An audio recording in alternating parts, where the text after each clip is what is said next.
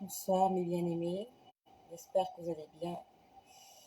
Moi je vais très bien par la grâce et par les bontés de celui qui, de celui qui arrive, de celui qui est et qui était.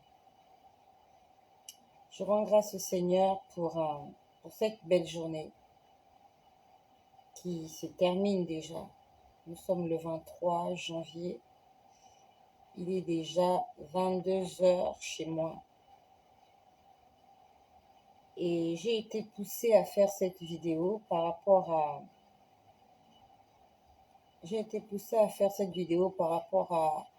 certains messages que j'ai lus tout à l'heure. Il y a des gens qui m'ont écrit depuis Messenger. Et j'ai lu leur histoire et je n'ai pas pu m'empêcher de faire cette vidéo. Parce qu'il y a des... Il y a des problèmes qu'il faut résoudre très vite. On dit que il y a des problèmes qu'il faut traiter à chaud. Donc, il y a des problèmes qui sont très urgents. Et comme je l'ai toujours dit, je ne suis pas très disponible 24 heures sur 24 comme le pensent certaines personnes. Je ne suis pas très disponible. Donc, je profite de cette occasion pour répondre à ces personnes-là qui m'ont écrit, même si je leur ai déjà répondu par Messenger. J'aimerais faire profiter beaucoup de personnes de nos échanges. J'ai eu un échange tout à l'heure avec trois personnes et j'ai jugé utile de faire une vidéo à ce sujet. Le fer, il faut le battre quand il est chaud. Nous n'avons plus le temps de son souffle pour le retenir. Et les choses que nous devons faire aujourd'hui tout de suite, et nous n'allons pas le reporter à demain. Ne reportons pas à demain ce que nous pouvons faire aujourd'hui. Et je remercie le Seigneur pour ta présence, je remercie le Seigneur pour ta vie et pour ton attachement à Jésus-Christ. Le premier message que j'ai lu, c'est d'une bien-aimée. On s'était déjà écrit la semaine dernière. Elle me dit qu'elle traversait des moments difficiles. Et suite à cela, je lui ai posé beaucoup de questions pour savoir quelle était l'origine de son problème en fait. Je lui ai demandé si elle fréquentait une église, est-ce qu'elle avait eu l'occasion d'en parler avec un pasteur. Elle m'a dit qu'elle est vraiment bloquée. Voilà. Je ne sais pas si elle est là connectée. Honnêtement, je n'ai même pas retenu son nom. Cette sœur-là, en fait, quand elle m'a écrit la semaine dernière, elle m'a dit qu'elle n'arrive pas à garder une relation sentimentale pendant longtemps, que les hommes vont et viennent, et que quand ils viennent, ils la quittent sans raison valable. Elle m'a dit que dans sa famille, il n'y a personne qui est marié. Je lui ai dit qu'il faut détruire l'homme fort de sa famille. Ce sont des réclamations ancestrales. Il y a quelqu'un qui a sacrifié toute cette famille au célibat. Et c'est cet homme-là qu'il faut détrôner.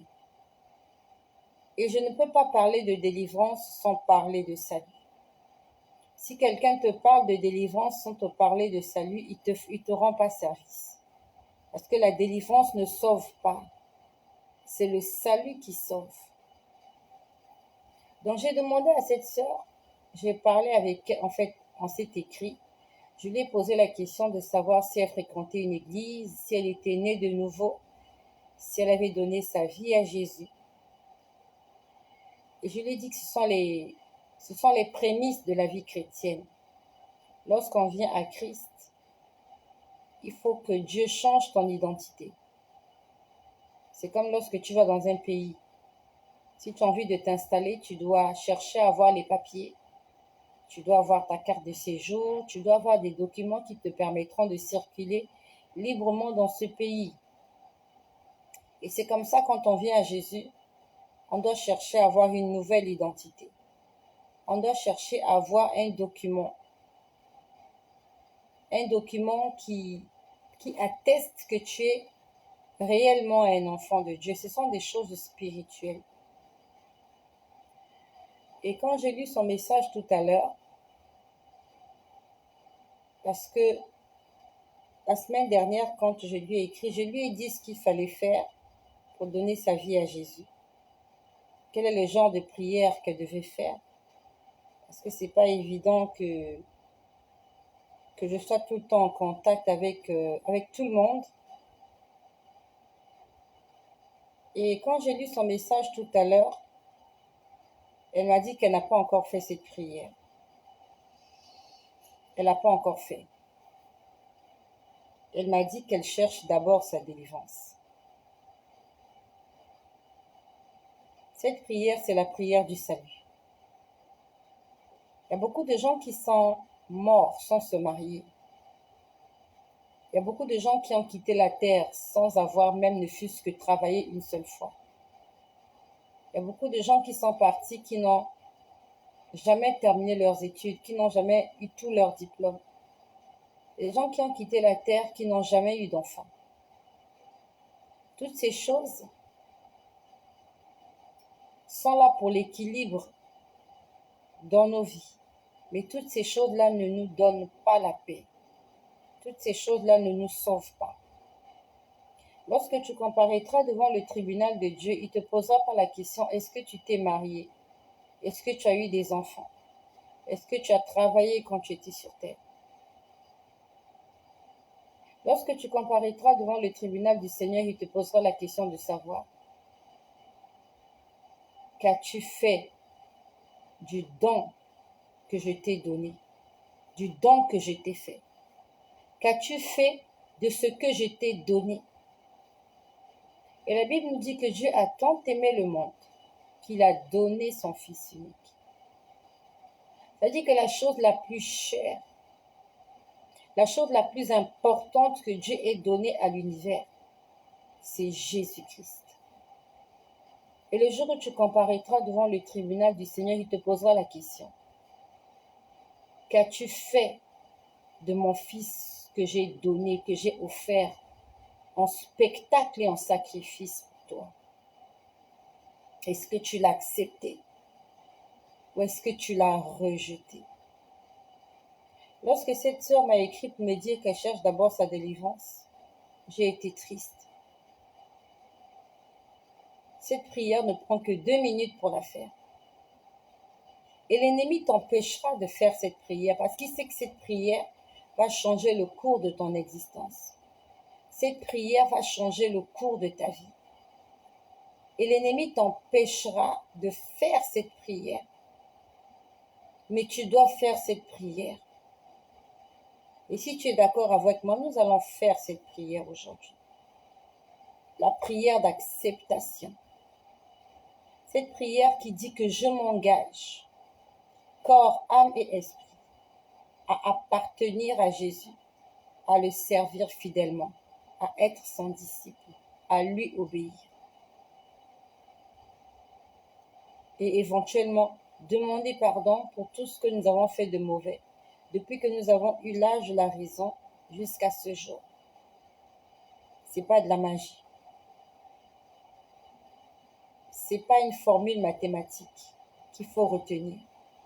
C'est pas une prière d'imprécation qu'il faut dire mot à mot en respectant les termes et la prononciation. Jésus-Christ est Dieu. Parce que Jésus-Christ a créé. Il a eu le pouvoir de créer. Aucun homme sur cette terre n'a pu créer comme Jésus a créé. Aucun homme sur cette terre n'a ressuscité les morts comme Jésus l'a fait. Aucun homme sur cette terre n'a parlé comme Jésus. Aucun homme sur cette terre n'était rempli d'amour et de sagesse et de compassion comme Jésus. Aucun homme sur cette terre n'a jamais commis de péché comme Jésus. C'est écrit dans les livres que Jésus n'avait jamais commis de péché. Il était saint, il était pur et il était parfait. La Bible le dit. Jésus n'a jamais commis de péché.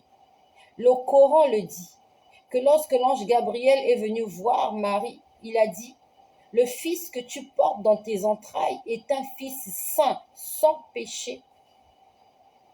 Qui donc, à part Dieu, n'a pas de péché?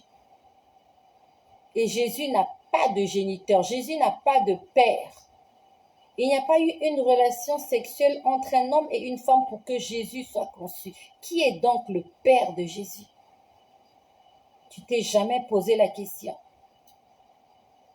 Jésus-Christ est Dieu. Et un jour, tout genou fléchira et toute langue confessera que Jésus-Christ est Dieu. Qu'y a-t-il de mauvais que Dieu ait pris la décision de se revêtir d'un corps corporel et de venir cohabiter avec les hommes? Notre Dieu n'est pas un bourreau, notre Dieu est un père. Et un père, c'est celui-là qui sait se mettre à genoux, apprendre à son fils comment ramper. Un père, c'est celui-là qui sait, après son travail, rentrer à la maison, apprendre à son fils à pédaler son vélo. Un père, c'est celui-là, lorsqu'il rentre à la maison, il voit ses enfants, il les aide à faire les devoirs. C'est ça un père, et Dieu est notre père. Et il n'y a pas de raison qu'il ne puisse pas se rabaisser à notre niveau pour nous apprendre à faire certaines choses. C'est ça un vrai père. Quand il voit son fils en difficulté, il voit sa fille en difficulté, il va aider son fils, il va aider sa fille. C'est ça l'amour d'un père. Et je crois en ce père-là. Et c'est ce père-là que j'aimerais avoir. Un père aimant. Un père qui me prouve son amour. Et Jésus m'a prouvé son amour. Et j'y crois de toutes mes forces. Avant de comparaître devant le tribunal de Dieu, nous devons faire des choix sur cette terre. Et si nous avons de la confusion en nous, en ce qui concerne notre appartenance, ou en ce qui concerne la route que nous suivons, demandons à Dieu de nous dire exactement qu'en est-il de Jésus. Jésus est la référence. Jésus est la référence. Il n'y a jamais eu de référence comme Jésus. Aucun homme n'a été sujet de tant de débats comme Jésus. Aucun homme. Va sur les médias. Va écouter les informations. Va lire les livres d'histoire. On ne parle pas de quelqu'un d'autre comme on a parlé de Jésus. Je suis désolée. Si tu vas en Israël, la tombe de Jésus, elle est vide.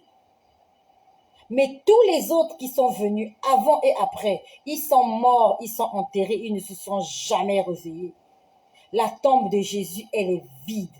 Parce qu'un Dieu ne meurt pas.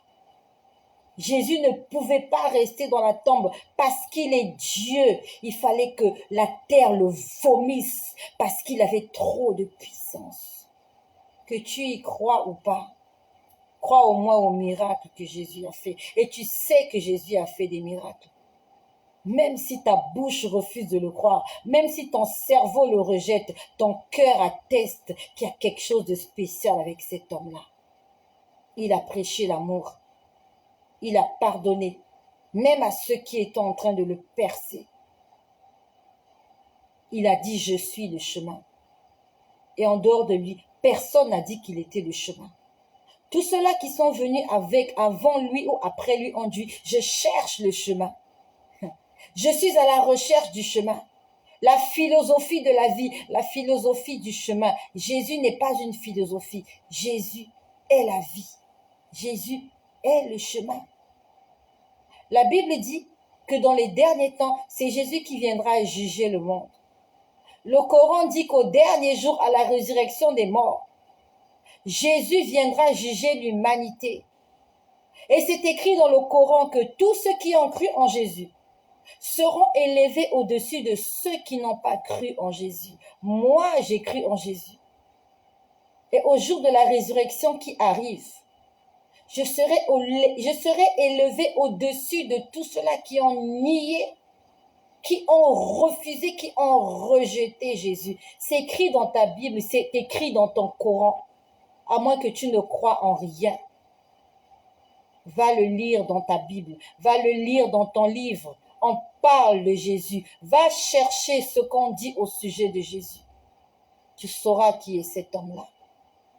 Aujourd'hui, si quelqu'un est d'accord avec moi, nous allons renouveler nos vœux. Et pour ceux qui ne l'ont jamais fait, tu vas donner ta vie à Jésus ce soir. Tu vas lui confier ta vie. Parce qu'avec Jésus, tu as l'assurance de la vie éternelle. Avec Jésus, tu ne passeras pas par l'enfer. Avec Jésus, quand tu quitteras cette terre, contrairement à ce que d'autres t'ont promis, que tu dois passer par le feu, par la tribulation, Jésus-Christ t'enverra un ange lorsque tu quitteras cette terre. Ton salut est assuré parce que lui-même, s'il a vaincu la mort, s'il a le pouvoir de mettre la mort à genoux, il ne permettra pas que la mort ait le dessus sur toi. Jésus a vaincu la mort. Et lorsque tu quitteras cette terre, il t'enverra un ange venir te chercher et te conduire à la maison pour que tu te reposes. Cherche-le pendant qu'il te fait encore trouver. N'attends pas qu'il soit trop tard. Donc j'ai lu l'histoire de cette sœur et ça m'a brisé le cœur. Elle veut la délivrance. Elle veut se marier. Elle veut se stabiliser. Mais n'arrive pas à faire cette petite prière. Elle n'arrive pas. Elle m'a dit, j'ai pas fait la prière. Et j'étais triste pour elle. Je ne sais pas si elle est connectée maintenant là. Je ne sais pas. Mais ce soir, tu vas prendre la décision, la plus grande des décisions que tu n'as jamais prises sur cette terre. Tu as été créé à l'image et à la ressemblance de Dieu. Tu n'as pas été créé pour terminer ton existence dans la géhenne, dans l'enfer. Dieu n'est pas aussi mauvais pour t'envoyer en enfer. Dieu, il est bon. Et il a pour nous des projets de paix et de bonheur afin que nous ayons de l'avenir et de l'espérance. Et je crois en ce Dieu-là qui a pour moi des projets de paix. Je crois en ce Dieu-là qui m'a fait de belles promesses, qui me réserve des belles choses. Pas à un Dieu qui me dit que je dois souffrir, que je dois périr en enfer. Je ne veux pas croire en un Dieu qui vient me terroriser. J'aimerais croire en un Père aimant. Je n'ai pas demandé à venir sur terre. C'est lui qui m'a envoyé sur terre. Et s'il m'a créé, s'il m'a façonné, s'il m'a mis sur terre, c'est parce qu'il a mis des conditions afin que je vive une vie décente. C'est comme des parents. Lorsqu'ils se décident à... Quand des parents décident d'avoir des enfants, lorsque un homme et une femme décident d'être parents, ils mettent une certaine ambiance, une certaine atmosphère conviviale pour recevoir cet enfant. Il y a une chambre qui est préparée, on achète des vêtements, il y a la layette qui est là. Il y a vraiment des préparatifs pour te recevoir. Et je crois en ce Dieu-là qui a préparé quelque chose pour moi. Pas en ce Dieu-là qui me dit que lorsque je quitterai la terre, je dois aller passer un séjour en enfer avec le diable Lucifer. Non, je n'y crois pas. Je n'y crois pas. Je crois en Jésus. Je crois qu'il est le Fils de Dieu. Je crois qu'il est Dieu. Je crois qu'il ressuscite les morts. Je crois qu'il a vaincu la mort. Je crois qu'il guérit les malades. Et il va te guérir. Et il veut te guérir. Et il veut te délivrer. Et il va te délivrer. Ça, c'est le premier témoignage que j'ai entendu ce soir, qui m'a fait très mal au cœur. Et je suis venue faire cette vidéo pour donner l'occasion à cette jeune sœur-là de donner sa vie à Jésus. Donne ta vie à Jésus. La délivrance, c'est pas mauvais. Mais le salut, c'est la meilleure des choses. Le salut de son âme. C'est la meilleure des choses qui nous a été donnée. Nous ne sommes pas éternels sur terre, mais nous serons éternels dans l'au-delà. Lorsque nous quitterons cette terre, nous allons entrer dans notre éternité. Et c'est de l'autre côté que les choses sont plus intéressantes et plus importantes. Qu'est-ce qui va se passer de l'autre côté lorsque tu vas traverser le rideau? Est-ce que tu vas tomber en enfer? Je ne viens pas prêcher ce qu'on m'a prêché à l'église. Je viens faire mon témoignage. Je suis une chrétienne. J'ai toujours été dans la religion chrétienne. Mais je n'étais pas sincère avec Dieu. Je ne suis pas venue jeter la balle à certains et venir tirer le drap pour d'autres. Les chrétiens aussi vont en enfer. C'est une vérité que les autres ne peuvent pas vous dire. Lorsque vous allez chez les autres, ils vous disent non, nous on a la vérité. Moi je viens te dire, les chrétiens ont la vérité. Mais si tu ne marches pas dans la vérité, toi chrétien, tu vas aller en enfer parce que c'est ce qui m'est arrivé. En tant que chrétienne, je croyais en Jésus. J'allais à l'église. Je faisais tout ce que tu fais. Les offrandes, les dîmes. Mais ce soir-là, quand je suis tombée en enfer, si Jésus-Christ ne m'avait pas sorti, tu ne m'aurais pas connue. J'étais une chrétienne, mais j'allais en enfer. Parce que je n'obéissais pas à la parole de Dieu. Je n'avais pas l'amour dans mon cœur. Je n'avais pas la compassion. Il y a beaucoup de choses qui me manquaient. Donc être chrétien n'est pas une garantie.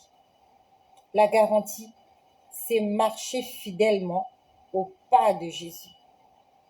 N'attends pas que tu te retrouves de l'autre côté pour essayer de me donner raison. Commence à prier maintenant que Dieu te confirme si ce que je t'ai dit, c'est la vérité. Je suis venue raconter mon histoire. Je suis tombée en enfer, tout en lisant ma Bible, tout en allant à l'église, tout en chantant des louanges, tout en jeûnant.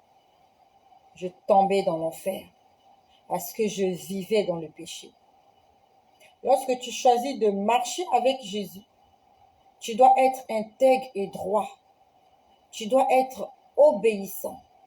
Ne te dis pas non, je suis chrétienne, je veux mener ma vie comme je veux. Je suis chrétien, je fais ce que je veux. Je chante à la chorale, je prêche, je suis pasteur, je suis évangéliste. Je mène ma vie comme tu veux. Tu vas aller en enfer. Avec tous les meurtriers, avec tous les voleurs, avec tous les menteurs, vous allez vous retrouver en enfer. Parce que la Bible nous dit que celui qui pêche contre un commandement est coupable de tout.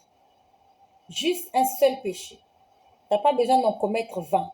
Un seul péché fait de toi un pécheur. Mais grâce soit rendue à Jésus-Christ. Parce qu'avec l'aide du Saint-Esprit, nous pouvons. Grâce soit rendue à Jésus-Christ. Parce qu'avec l'aide du Saint-Esprit, nous pouvons marcher dans la vérité. Je ne veux faire de débat avec personne. Je ne suis pas là pour faire des débats. Je suis là pour témoigner. Je refuse toute forme de débat. Si on se met à faire des débats, je veux maintenir ma position, toi tu maintiendras la tienne. Mon seul débat, c'est entre dans ta chambre. Va prier le Dieu créateur. Demande-lui de te montrer. Est-ce que tu es sur le droit chemin? Que Dieu te réponde lui-même. Moi, je ne pourrai pas te convaincre. Va prier avec ton cœur, sincèrement. Ce n'est pas la peine de réciter quoi que ce soit. Parle à Dieu avec ton cœur. Dis-lui, mon Dieu, il y a tellement de mensonges, il y a tellement de menteurs sur cette terre. Il y a tellement de religions, il y a tellement de doctrines. Dieu, viens te révéler à moi. Je veux te connaître. Viens me parler. Demande à Dieu de se révéler à toi. Demande à Dieu de te parler. Il viendra te parler. Cherche-le de tout ton cœur. Et s'il te dit que tu es sur la bonne voie, continue sur cette voie-là. Lui au moins, il ne te mentira pas. Un homme peut te mentir. Le mensonge est dans la bouche de chaque être humain. Mais Dieu n'est pas un pécheur. Dieu ne peut pas te tromper. Dieu ne trompe personne. Si Dieu commence à tromper, ça veut dire que Dieu et Satan sont au même pied d'égalité. Notre Dieu, il est saint, il est parfait, il est sans péché. Et il n'y a qu'un seul Dieu créateur. Et ce Dieu-là ne peut pas te tromper. Il ne peut pas te mentir. Si tu lui poses la question, il va te répondre. De quelque manière que ce soit en vision, que ce soit en songe, Dieu va te répondre. He will answer you. Il va te répondre. Cherche, dis-lui, Dieu, je te cherche. Voilà ce que mes parents m'ont dit. Voilà ce que les hommes m'ont dit. Voilà ce que mes professeurs m'ont dit. Mais où es-tu donc, Dieu, dans tout ça? Où est la vérité? Il viendra se révéler à toi, dans ton lit, pendant que tu dors. Et si tu entends sa voix, n'endurcis pas ton cœur. Deuxièmement, j'ai parlé avec un bien-aimé. Ça, c'est la deuxième personne avec qui j'ai parlé ce soir. Cette personne m'avait écrit et j'ai lu son message ce soir. Il me disait qu'il avait des blocages dans sa vie, que ça ne marchait pas, tout ce qu'il faisait ne réussit pas. Il m'a dit que ça ne réussit pas ce qu'il fait. Il a sollicité que je prie pour lui. Moi, je ne prie pas pour les gens. Moi, j'apprends aux gens comment on va prier. Lorsque tu me demandes de prier pour toi, je te dirai, viens, on va prier. Il faut que tu apprennes à prier. Il faut que tu apprennes à demander à Dieu. Et à ce moment-là, il va te répondre. Donc, il m'a dit, ma sœur, prie pour moi, j'ai des blocages, ainsi de suite. J'ai commencé à discuter avec lui. Poussé par le Saint-Esprit, j'ai commencé à lui poser des questions. Et en lui posant des questions, je me suis rendu compte qu'il avouait qu'il est accroché à un péché. C'est le péché de la masturbation. Il m'a dit que ça fait 20 ans qu'il n'arrive pas à se détacher de cet esprit de masturbation. Je lui ai dit que c'est ça la clé de son problème. C'est pas possible de chercher la délivrance alors qu'on est encore lié. On doit se délier, on doit enlever ses chaînes. Tu ne peux pas chercher la délivrance alors que tu as encore un joug au cou. Tu dois te débarrasser de ce joug, de ce fardeau, afin d'être libre. Son problème, c'est la masturbation. Et j'aimerais te dire que lorsque tu te masturbes, tu entretiens des relations sexuelles pas avec un être humain, mais avec des esprits. Lorsque tu te masturbes, tu es en train d'entretenir une relation intime. Lorsque tu te masturbes, tu es en train d'entretenir une relation intime, sexuelle, avec un démon. Aucun passage de la Bible nous exhorte à la masturbation. La masturbation est liée au célibat. Tout homme qui se masturbe aura du mal à avoir une vie de couple normale et solide. Parce que ces entités-là que tu attires, elles ne voudront pas que tu aies une vie décente avec ton épouse ou ton époux. Ils vont venir pour gâcher votre mariage. Il va venir pour avoir la légalité sur tout ce que tu fais. Parce que, étant donné qu'ils te procurent du plaisir, on va dire que tu deviens dépendant d'eux. Et un homme entretient des relations sexuelles avec une femme. Donc, inévitablement, lorsque tu te masturbes, tu es en train d'entretenir une relation sexuelle avec une femme que tu ne vois pas. Ou avec des femmes. Et ces femmes-là, elles auront la légalité dans ta vie. Vous allez vous partager ton argent. Vous allez vous partager tes biens, ton lit. Tout ce que tu as sera divisé par le nombre de femmes que tu as dans le monde des ténèbres. Donc, ce qui est sûr, c'est que tu ne peux pas évoluer. C'est comme un homme polygame. Si tu n'as qu'une femme, tu n'as qu'une charge. Mais si tu as 4 femmes, ça te fait 4 charges. Et si chaque femme a des enfants, ces enfants-là sont à ta charge, tu ne peux pas réussir dans la vie si tu as trop de charges. Masturbation, c'est un esprit démoniaque diabolique. Et tout homme qui se masturbe n'est pas loin de ceux qui voient des films pornographiques. Tout film pornographique est un film satanique. Ça te donne des pulsions, ça te donne des envies et tu te mets à commettre le péché. Je parle des choses que j'ai vues, que je connais. Toute relation sexuelle hors mariage est assistée par un démon ou des démons. Je l'ai déjà vu. J'ai été témoin de cela. Toute relation sexuelle entre deux personnes qui ne sont pas unies par le lien de mariage, vous avez comme témoin des démons. Il y a des démons qui sont là, qui vous assistent, qui participent même à vos ébats. Vous ne les voyez pas, mais ils sont là. Et t'inquiète pas, l'ange de la mort n'est jamais loin. Et si jusqu'à présent, tu es passé par là, tu n'es pas mort, il faut que tu dises merci au Seigneur. Parce que l'ange de la mort n'est pas loin de tous ceux-là qui vivent dans le péché sexuel. Parce que dans le plan du diable, il veut que tu meurs exactement à ce moment afin que tu n'aies pas l'occasion de te confesser. Il veut que lorsque tu es en train de te défouler pour cet acte-là, tu es en train de donner toute ton énergie. C'est à ce moment-là qu'il veut frapper. Parce que en fait, tu ne verras pas le mal venir. Tu vas t'éteindre calmement, le diable va te récupérer calmement et tu n'auras pas d'échappatoire. Nous devons faire extrêmement attention. Je suis en train de parler des choses que je maîtrise. Je ne parle pas des choses que je ne maîtrise pas. Je dis des choses que je maîtrise, que j'ai vues. J'ai vu. Lorsque deux personnes sont en train de s'accoupler hors du mariage, les démons font la fête. Ils sont en train de danser, les démons. Les démons dansent. Même quand vous commencez les préliminaires, ils n'ont pas besoin que tu arrives jusqu'à l'acte. Juste quand vous commencez à faire des câlins, les esprits mauvais viennent là où vous êtes. Si c'est dans une chambre, ils sont là. Si c'est dans la rue, ils sont là, ils vous entourent. Si c'est dans la voiture, ils sont là. Parce que vous êtes dans l'illégalité. Vous êtes dans l'interdit. Et chaque interdit donne accès à l'ennemi.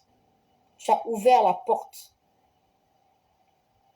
Nous devons faire attention. J'ai dit à ce frère, c'est ça la clé de ton problème. Tu es bloqué parce que tu es lié par ce démon de la masturbation. Démon de... Parce que cette femme-là, elle te réclame. Tu es son mari.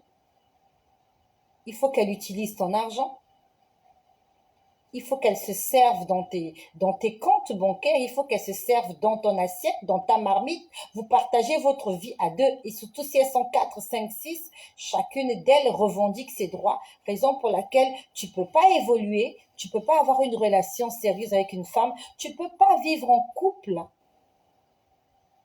Et Dieu merci, ce frère-là, il a compris. Je lui ai donné rendez-vous ce soir.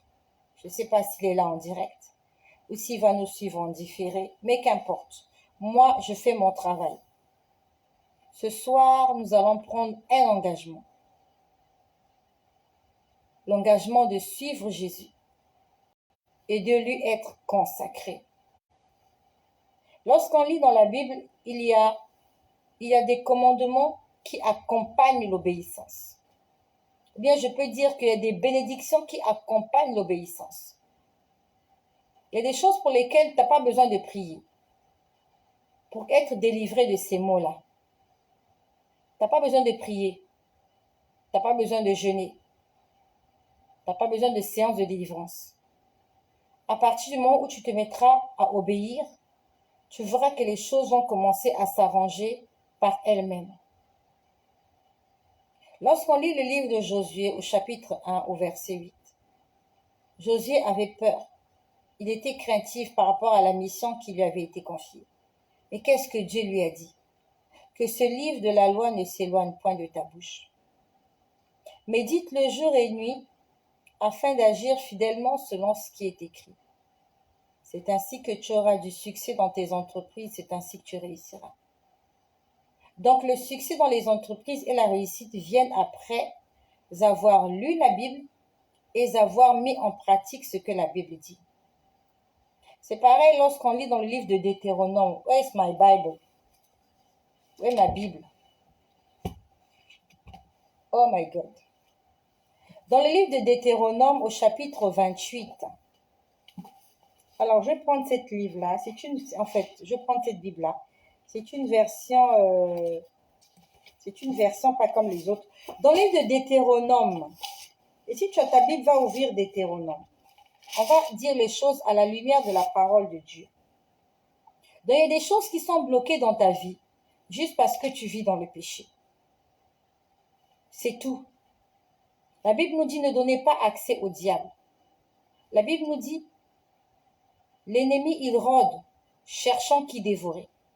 Donc, lorsqu'il tourne autour de toi et qu'il trouve la petite porte ouverte, la petite brèche, la petite faille, il entre, il dépose un virus, il dépose une mauvaise sémence. Et cette sémence commence à grandir en toi. Tant que cette sémence est en toi, elle va agir dans ta vie, elle va impacter ta vie. Donc, il faut que tu te débarrasses de cette sémence. Quelle est la sémence négative qui a été déposée dans ta vie? Tu es là, tu cours de pasteur en pasteur, d'église en église, tu es en train de chercher la délivrance. Le problème, c'est pas la délivrance. Le problème, c'est pas l'église. Le problème, c'est pas le pasteur qui n'a pas de pouvoir. Le problème, c'est cette sémence-là qu'il y a dans ta vie. Quelle est la porte que tu as ouverte? Et l'ennemi est venu planter l'ivraie. Et cette ivraie-là, l'ivraie est en train de gaspiller tout ce que tu fais. L'ivraie, c'est la mauvaise plante qui étouffe la bonne plante. Et nous le savons pour ceux qui font des travaux champêtres. Tu peux planter un légume là, il y a toujours soit un ver, l'asticot, il y a toujours des criquets, il y a toujours quelque chose qui va essayer de tuer ta plante. Et si tu n'entretiens pas ta plante, tu vas la perdre. Les feuilles vont jaunir, tu n'auras aucune récolte. Tu dois surveiller ta plante, tu dois surveiller ta sémence. Quel est le type de sémence que tu as? Dans le livre de Deutéronome au chapitre 28, nous avons les bénédictions qui accompagnent l'obéissance. Et il y a les malédictions qui accompagnent la désobéissance. On n'a pas besoin d'aller trop loin pour comprendre ça. 28, à partir du verset 1. Dieu commence par les bénédictions. Dieu commence par les bénédictions parce que c'est son programme premier pour l'homme. Il veut bénir l'homme. Et il commence à lui dire, je vais te faire du bien. Si tu obéis à l'Éternel, ton Dieu, en respectant et en mettant en pratique tous ses commandements. On n'a pas dit une partie des commandements. On a dit tous ses commandements. Ça veut dire que si Dieu a dit tout, c'est possible de mettre en pratique tous les commandements de Dieu. Si Dieu l'a dit, c'est parce qu'il est apte à t'aider à obéir à tous ses commandements, à une seule condition, si tu le désires. Si tu veux obéir, Dieu va t'aider à atteindre la perfection. Si tu obéis à l'Éternel, ton Dieu, en respectant et en mettant en pratique tous ces commandements que je te prescris aujourd'hui, l'Éternel, ton Dieu, te donnera la supériorité sur toutes les nations de la terre. C'est l'élévation. Voici toutes les bénédictions qui se déverseront sur toi. À quelles conditions? Si tu obéis à tous les commandements de l'Éternel, ton Dieu. Tu seras béni dans la ville et dans les champs. Tes enfants, le fruit de ton sol, les portées de ton troupeau, de ton gros et de ton menu bétail, tout cela sera béni. Ça veut dire que toutes tes entreprises, tout ce que tu auras, Tout ce que tu feras, tout ce que tu posséderas sera béni. Ta corbeille et ta huche seront bénies. Tu seras béni à ton arrivée, tu seras béni à ton départ. L'Éternel te donnera la victoire sur tes ennemis. À quelles conditions? Si tu obéis. L'Éternel te donnera la supériorité sur tes ennemis qui se dresseront contre toi. Ils sortiront contre toi par un chemin et c'est par cet chemin qu'ils fuiront devant toi. L'Éternel ordonnera à la bénédiction d'être avec toi dans ton grenier et dans toutes tes entreprises. Il te bénira dans le pays que l'Éternel ton Dieu te donne. Oh, j'aime le verset 8. L'Éternel ordonnera à la bénédiction d'être avec toi. Donc, Dieu donnera un ordre à la bénédiction. Ça veut dire que la bénédiction est une personne. La bénédiction, c'est quelqu'un qui entend, qui écoute, qui voit et qui exécute l'ordre qu'on lui a donné. L'Éternel ordonnera à la bénédiction d'être avec toi. La bénédiction ne se cherche pas. La bénédiction est cachée dans l'obéissance. Il y a beaucoup de gens qui cherchent, tu cherches la bénédiction, tu cherches ça où? Est-ce qu'il y a une table quelque part au marché où on vend des bénédictions? Non. La bénédiction est liée à l'obéissance. Si tu obéis, Dieu ordonnera à la bénédiction de t'accompagner partout où tu iras.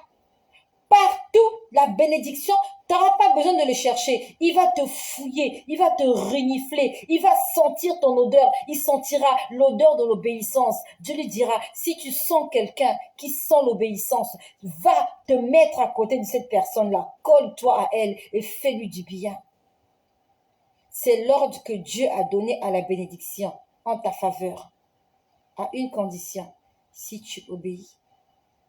Si tu n'obéis pas, ne cherche pas les bénédictions, parce qu'elles ne t'accompagneront pas. Si tu n'obéis pas et que tu es béni, c'est de la grâce. Mais sauf que la grâce est trompeuse. Elle sera là juste pour un moment. Si tu es désobéissant mais que Dieu t'a béni, il faut que tu saches que tu ne mourras pas riche. Dieu t'a donné l'avant-goût pour que tu le serves. Et si tu dilapides ses biens, comme l'enfant prodigue, tu vas mourir pauvre et malheureux. Il y a un autre frère qui m'a écrit. Il m'a dit qu'il n'a pas terminé ses études parce que il est tombé dans le péché avec une femme et ils ont eu un enfant et à la suite de cela, il a fallu abandonner les études parce qu'il fallait qu'il trouve du travail. Et il m'a dit que jusque-là, sa vie, il a rencontré beaucoup d'hommes de Dieu. Ça, c'est ce frère-là qui m'a écrit. J'ai lu ça tout à l'heure. Il m'a écrit de la Côte d'Ivoire. Voilà, de la Côte d'Ivoire. Que les choses ne marchent pas dans sa vie, c'est bloqué. Qu'il a rencontré plusieurs hommes de Dieu qui ont prophétisé sur lui, qui ont dit qu'il sera un grand homme, qu'il sera béni. Sauf qu'il m'a dit qu'il ne voit pas ses bénédictions.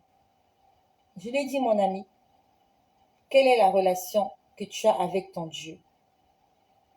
Si tu ne vois pas la bénédiction, regarde-toi dans le miroir. Et notre miroir, c'est la Bible.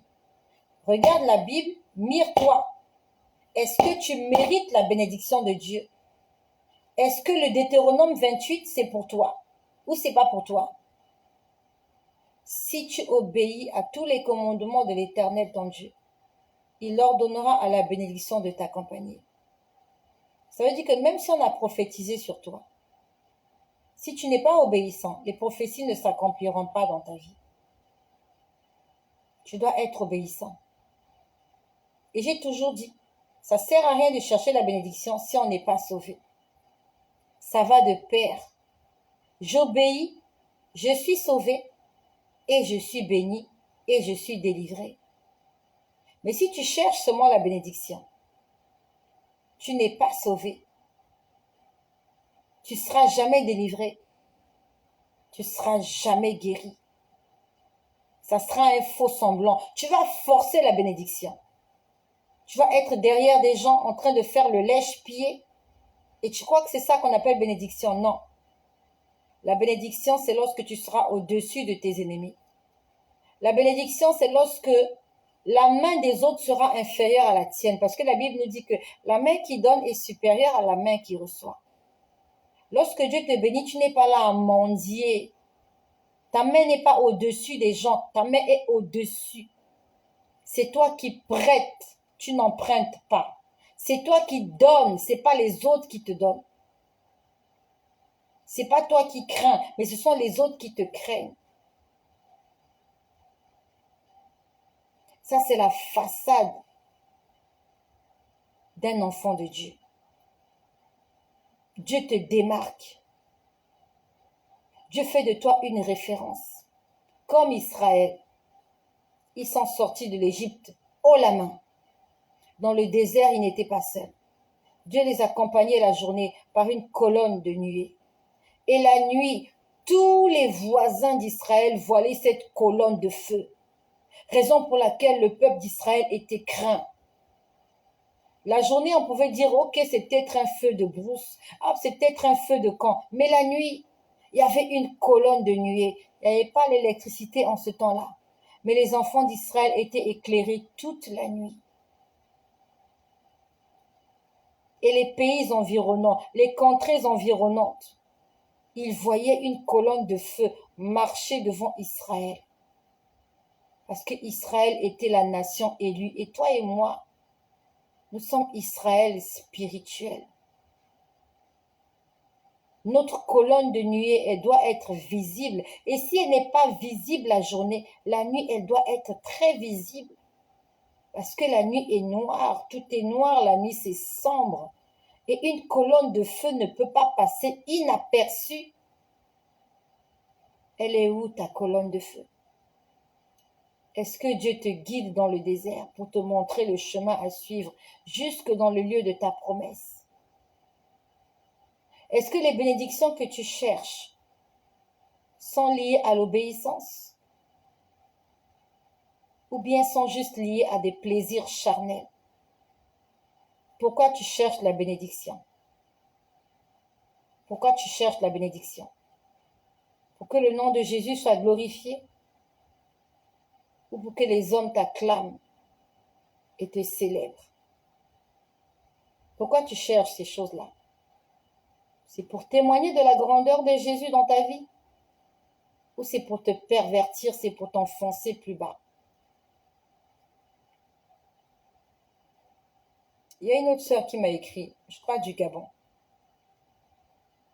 Elle aussi, elle m'a dit que sa vie est bloquée. Mais elle a reconnu elle doit mettre de l'ordre dans sa vie. Elle a reconnu elle-même qu'elle s'est souvent égarée. Mais qu'elle n'est pas forcément revenue là où elle était tombée. Je ne sais pas si elle est là.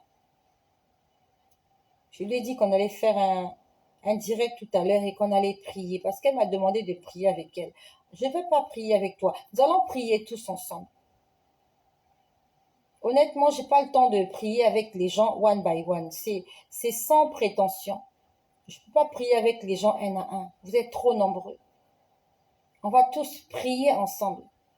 Donc, si tu as envie de prier, tu vas prier avec nous. Si tu n'as pas envie de prier, c'est comme tu vois. Tu as le libre arbitre, tu décides, c'est toi qui décides. Je ne te force pas. J'aimerais que tu apprennes à prier. J'aimerais que tu aimes la prière. J'aimerais que tu apprennes à lire ta Bible. J'aimerais que tu aimes la Bible. Je ne lirai pas la Bible pour toi. Je ne prierai pas pour toi. Je vais prier avec toi. Je vais lire la Bible avec toi. Je ne marcherai pas pour toi. Je vais marcher avec toi. Nous allons tous nous tenir par la main de façon spirituelle et on va avancer ensemble. On va tous avancer ensemble en se tenant par la main. Et le seul lien qu'il y a entre toi et moi, c'est le Saint-Esprit. Tous rassemblés par un même esprit, comme le jour de la Pentecôte. Nous serons inséparables, indivisibles. Nous allons être forts, parce que l'union fait la force. La Bible nous dit que là où deux ou trois s'accordent, là où deux ou trois prient ensemble, il se passe des choses extraordinaires. Lorsque je prie seul dans ma chambre, les choses ne sont pas comme lorsque je prie avec vous. Lorsqu'on prie tous ensemble, il y a une flamme incroyable et l'ennemi n'aime pas ça. L'ennemi n'aime pas ces moments-là. On va tous prier ensemble. Si tu as déjà donné ta vie à Jésus, tu vas renouveler tes vœux ce soir. Si tu l'as jamais fait, tu vas donner ta vie à Jésus ce soir. Et si tu veux une vie de consacration, une vie où tu décides à partir de maintenant, tu vas décider d'abandonner le péché, tu vas décider de suivre Jésus-Christ. C'est une décision que tu dois prendre. Et c'est à toi de prendre cette décision. Parce qu'il s'agit de ta vie. Il s'agit de ton avenir. Il s'agit de ton salut. Il s'agit de ta délivrance. Il s'agit de toi. Donc, ces 4 histoires, j'ai parlé avec ces gens, on s'est écrit. Je leur ai dit ce qu'il fallait faire, mais je tenais à faire cette vidéo afin qu'ils ne me disent pas qu'ils ne savaient pas comment prier. Je ne veux pas avoir des reproches pour ça. Que Dieu me dise pourquoi tu n'avais pas prié avec eux. J'ai peur de ce Dieu-là. Il est amour, c'est vrai, mais il est aussi un feu dévorant. Je ne veux pas avoir des reproches parce que je n'ai pas fait ce qu'il fallait faire. Lorsque j'ai lu le premier message, cette sœur qui cherche la délivrance à tout prix, j'ai lu l'autre message de l'autre frère qui est bloqué parce qu'il a fait un enfant. J'ai lu l'autre qui est accro à la masturbation. J'ai lu l'autre message de l'autre. Je me suis dit, il faut qu'on en parle. Il faut qu'on fasse une vidéo. Les prophéties, c'est bien. C'est bien. Ok, prophétie, dis-moi quelque chose, ma sœur. Dieu a dit quoi? Dieu a dit Deutéronome 28. Si tu obéis, il va te bénir. Dieu a dit, Josué 1, verset 8, que ce livre de la loi ne s'éloigne point de ta bouche. Médite-le jour et nuit, afin d'agir fidèlement selon ce qui est écrit. C'est ainsi que tu auras du succès, c'est ainsi que tu réussiras. C'est pas difficile. Lis la Bible, mets-la en pratique, et tu verras que les choses vont aller très bien dans ta vie. Lorsque tu vas chasser les démons, ils s'en iront. Lorsque tu vas chasser le blocage, il s'en ira. Lorsque tu vas chasser les mauvais esprits, ils vont partir. Lorsque tu vas chasser toute forme d'entité négative, ils vont partir.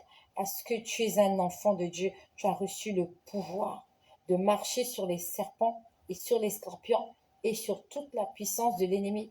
Et la meilleure des choses est que rien ne pourra te nuire. Parce que tu marches sur les pas de Jésus. Tu es son disciple. Et il a dit que le disciple peut même être plus que le maître. Si le disciple est assidu, il peut être au-dessus du maître. Est-ce qu'il y a quelqu'un qui veut prier avec moi ce soir? Est-ce qu'il y a quelqu'un qui veut donner sa vie à Jésus ce soir? Ce soir, c'est un nouveau départ. Ça fait 23 jours que nous sommes entrés dans la nouvelle année. Et peut-être qu'on n'en a plus pour longtemps.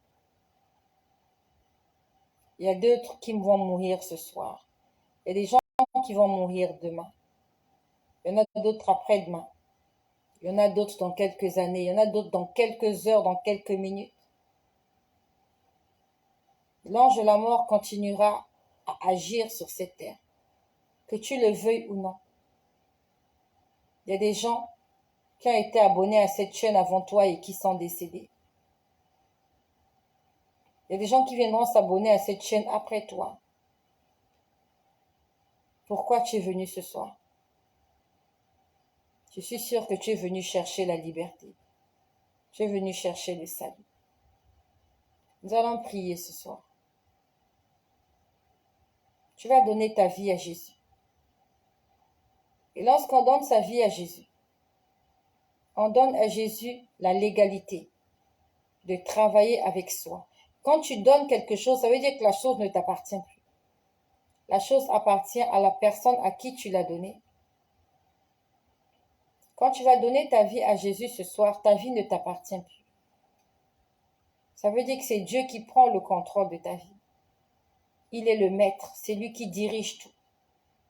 Tu vas faire ce qu'il te demandera de faire.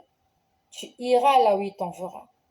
Ce n'est plus toi qui vis, ce n'est plus toi qui dirige, c'est plus toi qui commande, mais c'est Christ qui prend le volant de ton véhicule. C'est Christ qui prend les commandes de ton bateau, de ton train, de ton avion. Christ devient le conducteur, le pilote. Tu n'as pas à discuter, tu restes là et tu le laisses faire. Parce qu'il sait mieux que toi ce qui est bien pour toi. Toi, tu ne sais rien. Toi, tu te fies à l'apparence, tu te fies à tes 5 sens. Mais Dieu, il est celui qui a tracé le dessein de chacun d'entre nous. Il sait exactement là où il doit nous mettre afin que nous puissions réussir et exceller. Et surtout une chose, lorsqu'on donne sa vie à Jésus, on sort de l'idolâtrie, on sort de la magie, on sort du fétichisme, on sort de la coutume. Nous sommes guidés maintenant par l'Esprit de Dieu. Nous ne sommes pas guidés par des idoles. Un enfant de Dieu, un véritable enfant de Dieu, ne se prosterne pas devant les idoles, n'adore pas les statuettes, ne détient pas des images, pas des photos, pas des prières, pas des chapelets. Le mot chapelet n'existe pas dans la Bible. Tu vas lire la Bible de la Genèse à Apocalypse. Le mot chapelet n'existe pas. Jésus n'utilisait pas des chapelets. Jésus n'utilisait pas l'eau bénite. Jésus ne faisait pas des bains. Jésus n'allumait pas des bougies cierges. Jésus n'allait pas faire des pèlerinages quelque part. Il se relevait le matin, il allait prier à la montagne et quand il descendait, il venait prêcher, il venait enseigner et il faisait des miracles jusqu'à la tombée de la nuit. Il avait une vie simple. Pourquoi tu veux compliquer la tienne? Pourquoi tu veux te compliquer la vie? Qu'il faut se réveiller à minuit pour prier, il faut allumer ceci, il faut sauter avec un pied, il faut dormir nu, il faut porter un slip rouge, il faut aller faire ceci. Pourquoi tu veux des contraintes alors que Dieu est tellement simple? Dieu n'a pas besoin de tout ça pour t'écouter. Tu n'as pas besoin de tout ça pour que Dieu t'exauce. Faut payer l'encens, faut payer la poudre, faut payer le parfum. C'est écrit où? Tu as vu que Jésus, il utilisait les parfums. Le seul passage où on parle que Jésus-Christ a été parfumé, c'est même pas lui qui s'est parfumé, c'est quelqu'un qui est venu le parfumer. C'est cette femme pécheresse qui était venue parfumer Jésus. Elle a amené ce parfum de grand prix. Elle a lavé les pieds de Jésus avec le parfum. Elle a lavé les cheveux de Jésus avec le parfum. Va fouiller la Bible. Si tu trouves le mot bougie, viens me dire comment Jésus utilisait les bougies. Comme ça, nous aussi, on va commencer à utiliser les bougies. Va fouiller l'histoire de Jésus. Va voir comment il allumait les encens. Toi, tu viendras nous dire, on va maintenant utiliser l'encens. Jésus, c'est notre modèle. Jésus, c'est notre référence.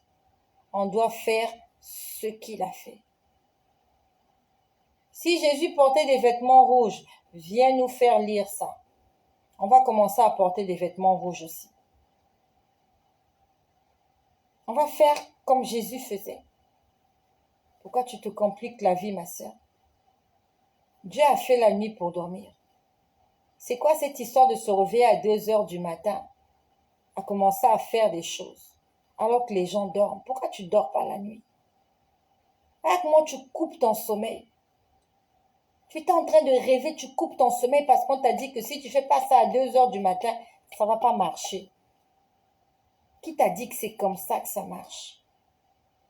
Qui t'a dit que Dieu a de telles contraintes? Dieu, c'est notre Père. La nuit, c'est fait pour dormir. Et s'il arrive que la nuit, il te réveille, c'est lui qui te réveille parce qu'il a quelque chose à faire. Mais ce n'est pas un homme de t'imposer cela. Dieu lui-même ne t'impose pas cela. Pourquoi tu acceptes de te faire manipuler comme ça? Que le Seigneur ait pitié de notre ignorance. Nous tous, nous sommes passés par là. Je ne suis pas venue te juger. Je suis passée par là. On m'a fait passer par des contraintes et je savais que ce n'était pas de Dieu.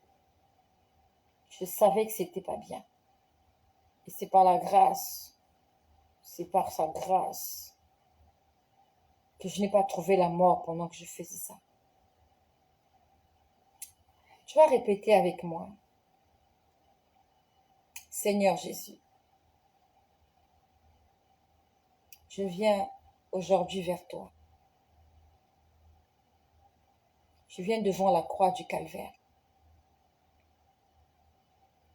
Là où tu as accepté de mourir pour mes fautes. Je viens te dire merci. Parce qu'à la croix, tu pensais à moi. Parce qu'à la croix, tu pensais à mon salut et à mon bien-être. Je reconnais que tu es mon sauveur. Sans toi, je ne suis rien. Sans toi, je ne peux rien.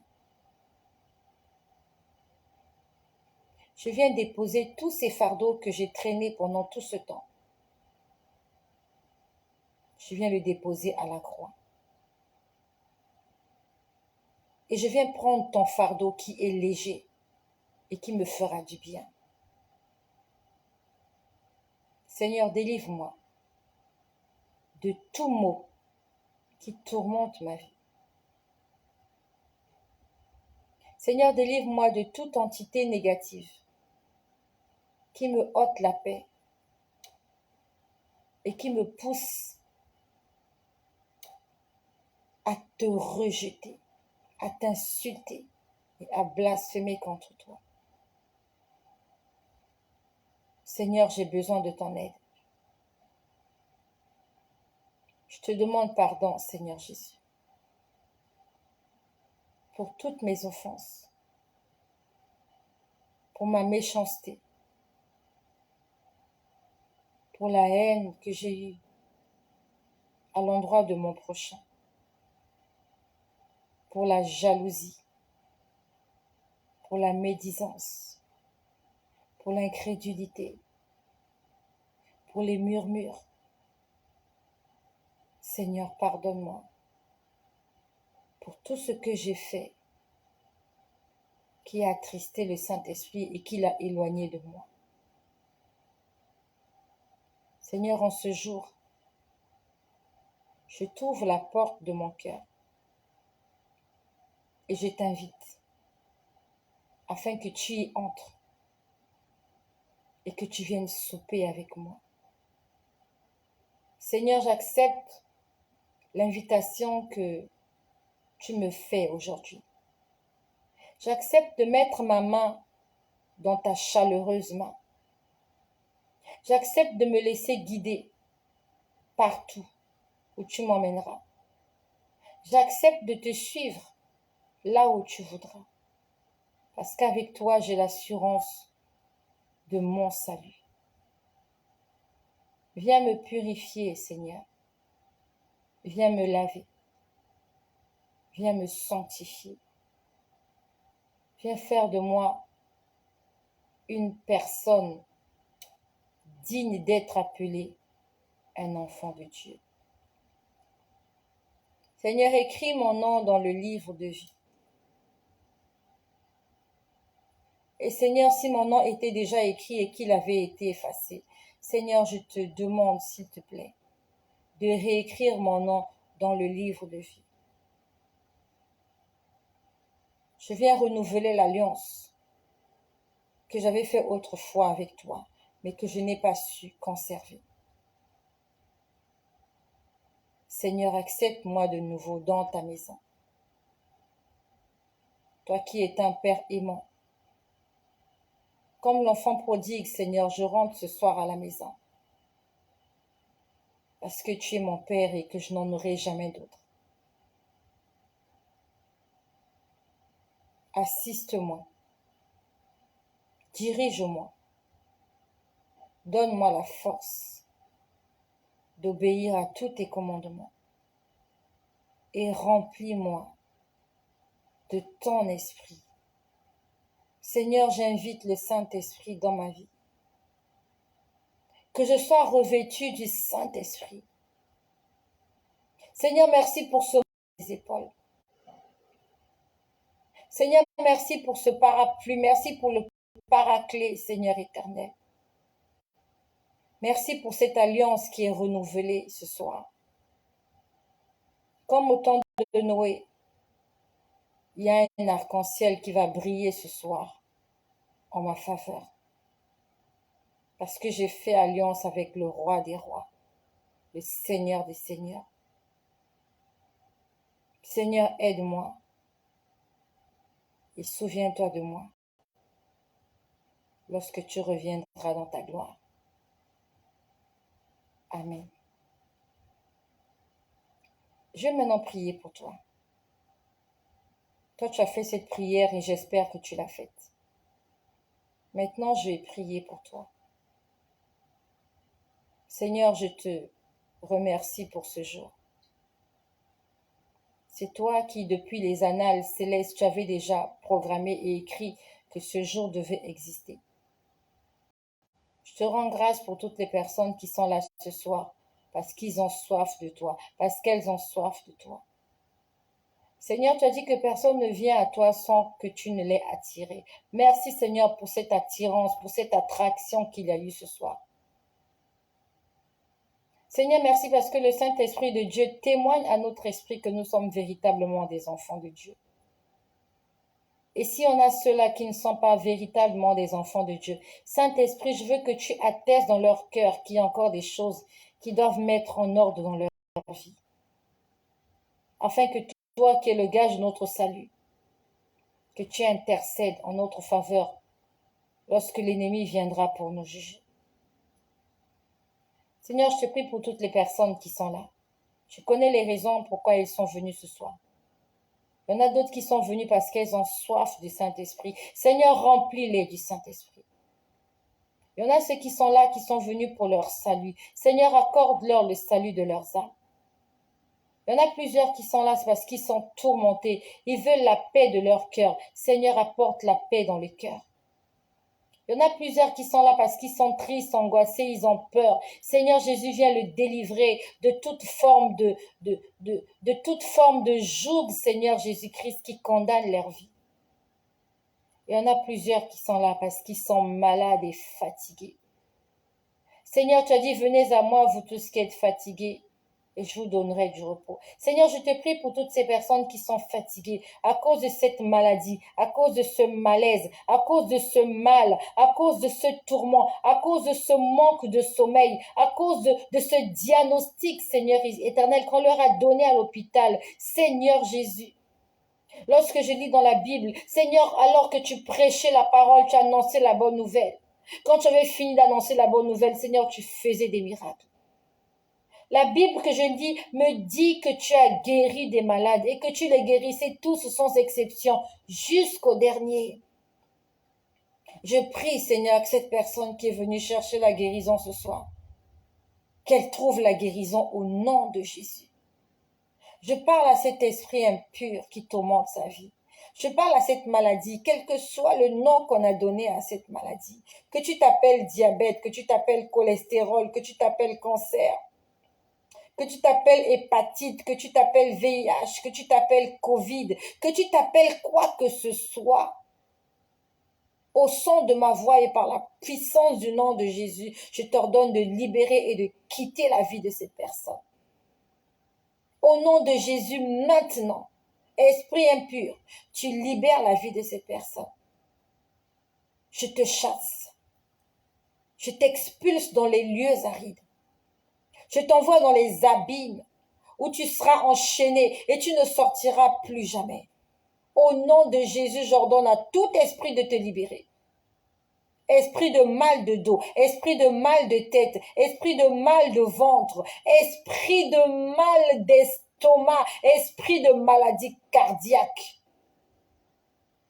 esprit de maladie mentale, esprit d'autisme. Je vous ordonne de libérer la vie de ces gens. Parce que dans la Bible, il est écrit, c'est par ces meurtrissures que nous sommes guéris.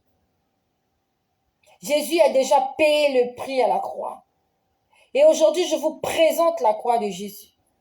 Et en vous présentant la croix de Jésus, et en vous présentant la croix de Jésus, je suis en train de détruire toute la puissance que vous avez exercée dans la vie de cette personne. À la croix, Jésus a porté nos maladies et nos infirmités. Et je refuse ce soir que cette personne-là continue de souffrir, alors que le Rédempteur a déjà tout fait à la croix. À la croix, il a dit tout est accompli. Et au nom de Jésus, cette personne a été délivrée, a déjà été rachetée et guérie depuis la croix de Golgotha. Et toi, esprit mauvais, toi, esprit impur, toi, esprit satanique, esprit de limitation, esprit de blocage, esprit diabolique, esprit ancestral, qui que tu crois, qui que tu sois, homme fort dans la famille de cette personne, toi la femme forte dans la famille de cette personne, toi esprit des eaux, esprit mauvais, esprit de sirène, esprit de succube, esprit incube, j'ordonne que tu libères la vie de cette personne par la puissance du nom de Jésus-Christ. J'envoie le feu sur toi. J'envoie le feu sur toi. Sois consumé, esprit impur. Sois lié et sois envoyé dans les lieux arides par la puissance du nom de Jésus. Seigneur, je te prie pour toutes les personnes qui sont là.